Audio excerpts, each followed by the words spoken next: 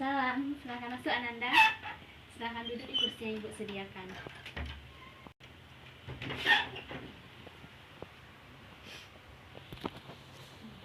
Ada yang bisa Ibu bantu? Ada Bu, saya mempunyai sedikit permasalahan karena saya tidak dapat menentukan keputusan saya Bu. Begitu. Sebelumnya apakah Ananda sudah pernah melakukan konseling? Belum Bu. Tentu Ananda belum paham ya bagaimana proses dalam konseling. Baik, saya akan menjelaskan bahwa konseling merupakan proses suatu pertemuan tatap muka atau empat mata yang dilakukan oleh konselor kepada klien. Dalam hal ini saya sebagai konselor dan Ananda sendiri sebagai klien. Nah, tujuan dilakukan konseling ini yaitu agar semua permasalahan yang mengganggu pikiran atau perasaan ataupun segala sesuatu yang tidak mengenakan bagi diri Ananda, yang hal demikian juga mengganggu pemikiran Ananda. Nah, jadi hal-hal yang demikian nantilah yang akan dicarikan solusi untuk mengentaskan permasalahan Anda secara kemandirian, di mana tujuannya juga untuk menciptakan kemandirian dalam diri Anda sendiri untuk mencari solusi dan mengentaskan permasalahan Anda. Kemandirian itu apa ya Bu?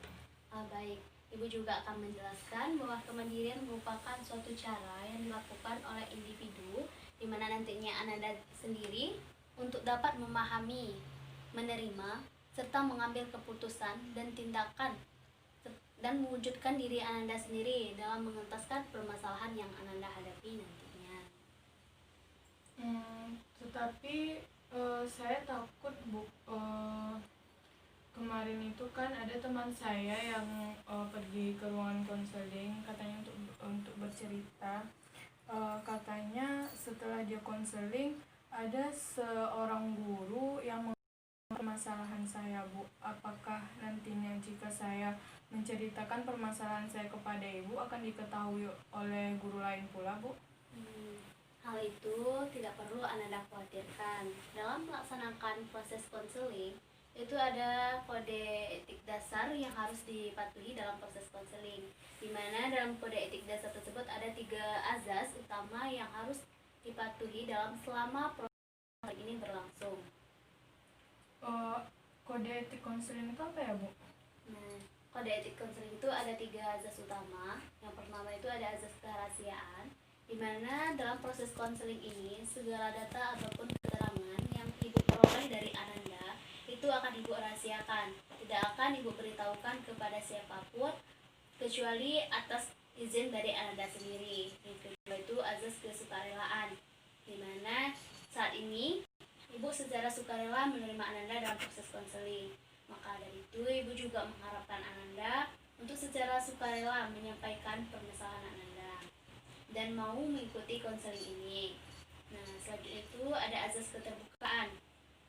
Nah, dalam azas keterbukaan ini, Ibu sangat mengharapkan Ananda untuk dapat bersikap terbuka terhadap semua permasalahan Ananda, sehingga nanti bisa dicarikan solusi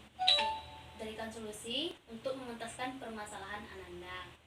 Nah, apabila Ananda tidak terbuka terhadap permasalahan Ananda, tentu sukar rasanya untuk mencapai atau menemukan solusi dalam permasalahan Anda ini. Oh ya Bu, saya mau bertanya, katanya orang-orang yang pergi ke ruangan BK ini hanya orang-orang yang bermasalah, apakah benar itu Bu? Itu merupakan pandangan yang salah Ananda. Justru setiap siswa yang datang ke ruang BK ini akan dibantu untuk mencapai kehidupan yang semulanya tidak efektif menjadi kehidupan yang efektif. Mungkin Ananda sering mendengar siswa-siswa yang sering datang terlambat, cabut, tidak melanggar aturan, itu selalu dipanggil ke ruang BK. Nah, tujuan pemanggilan tersebut bukan tujuan untuk menjudge, tapi tujuannya adalah untuk memperbaiki sikap siswa tersebut yang tadinya tidak efektif menjadi kehidupan yang lebih efektif.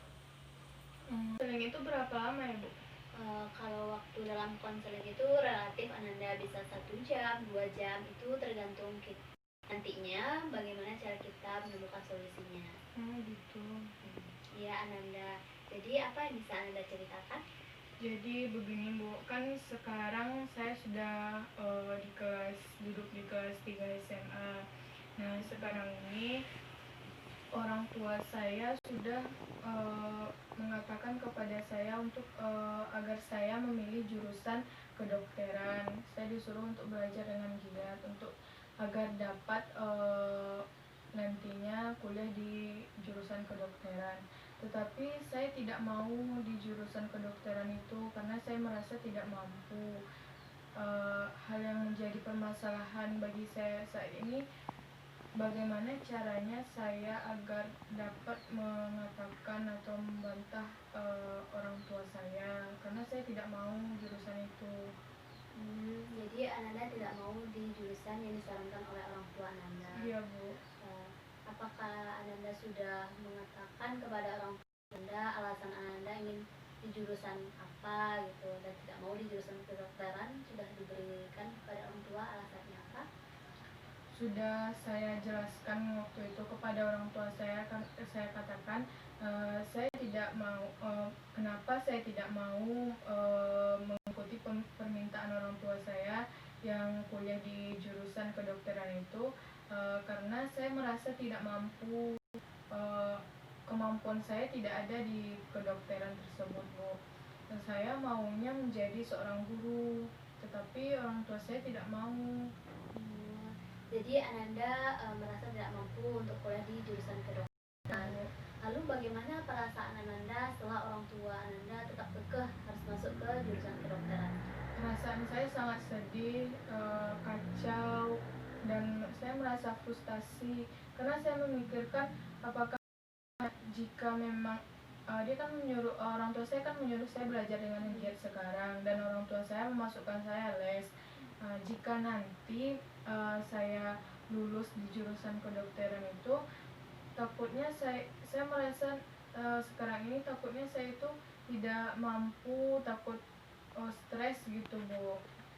Jadi dalam diri Ananda ini ada beberapa ketakutan yang akan terjadi. Jadi sekarang Ananda merasa bingung juga ya, takut tidak bisa menyelesaikan kuliahnya nanti di kedokteran. Iya, Bu. Nah, lalu bagaimana apa tindakan Ananda dalam menyelesaikan permasalahan ini? Waktu itu saya sudah bercerita kepada teman dekat saya, Bu. Tapi teman dekat saya tidak memberikan solusi. Dia memberikan solusi yang bertentangan dengan saya. Katanya turuti saja kata orang tua.